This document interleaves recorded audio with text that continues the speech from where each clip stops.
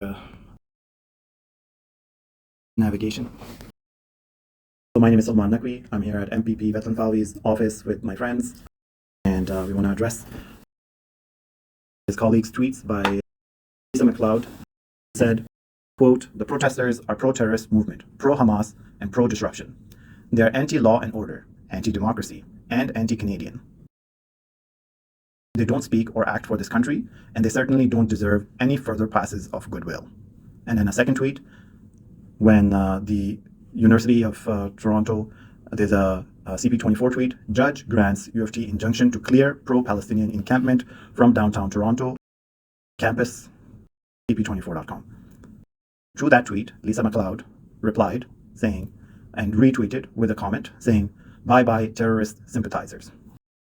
So, Bethlenfalvy, how many headless children have you seen in the last 11 months? How many children have you seen that don't have an arm or a leg? How many children have you seen taking their last breaths? In the last 11 months, I bear witness to them. My friends bear witness to them. Yes. And we have seen thousands of them. Children taking their last breaths. These children, they look like my daughters. They look like her daughters. He has adult children. They look like his kids. We are all Pickering residents. After seeing thousands of lifeless bodies of children, men, women, children, elderly, and not seeing this government speak up, and instead seeing your colleagues continue to support a genocidal nation, I am completely out of patience. And my friends, they can speak for themselves, but I'm sure they feel the same way. 100%. And so you may know that there was a court injunction to remove the encampment at the University of Toronto. While the court sided with the university to remove the encampment for legal, territory, and property right reasons, the judge made sure to note that the students did not display anti-Semitic behavior. This is something that he noted.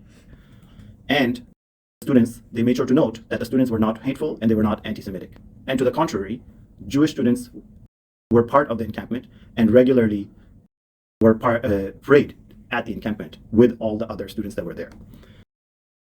And there were many hateful students at the encampment, but they are all well documented on video by police, by the court, by University of Toronto itself, that were by Israeli supporters. A supporter pulled a knife, another supporter was breaking down the fences, a whole bunch of other terrible things happened.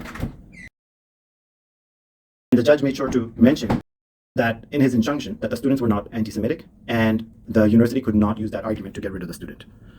It's not your fault, but I had to wait a whole 2.5 months to see you in this meeting today. And part of it was, I have work, I have family obligations, you're only available on Fridays. I met you 8 months ago when we were 4 months into the current ongoing genocide, which is considered genocide by 800 scholars, lawyers, legal experts, and human rights experts around the world, including Israeli genocide and Holocaust experts themselves. At least 4 of them.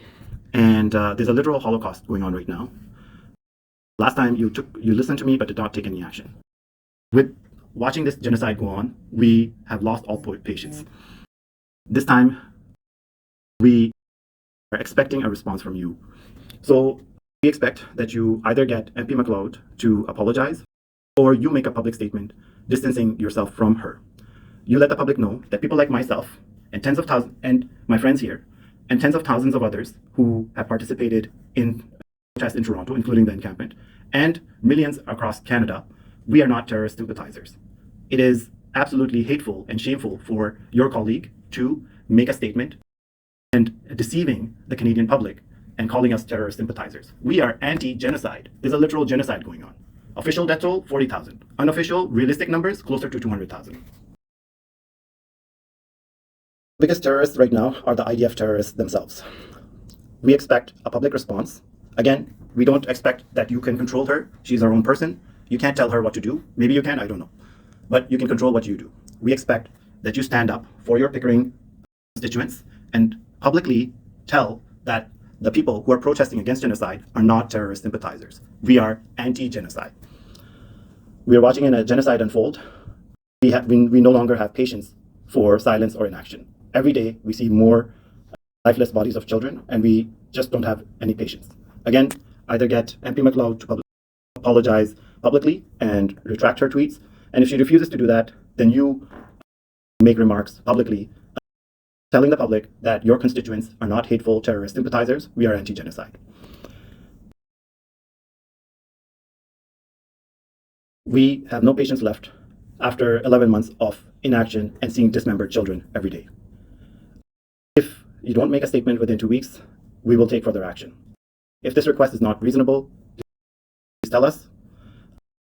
Please tell us what would be reasonable considering 20,000 children have been murdered. What was done on October 7th was absolutely evil.